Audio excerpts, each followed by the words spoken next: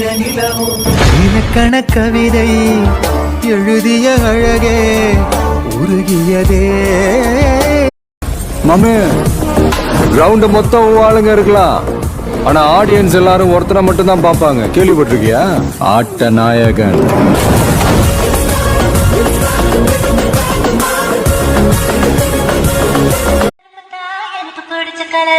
நல்ல சத்தமா காதல கேட்கிற மாதிரி அடிச்சு சொல்ல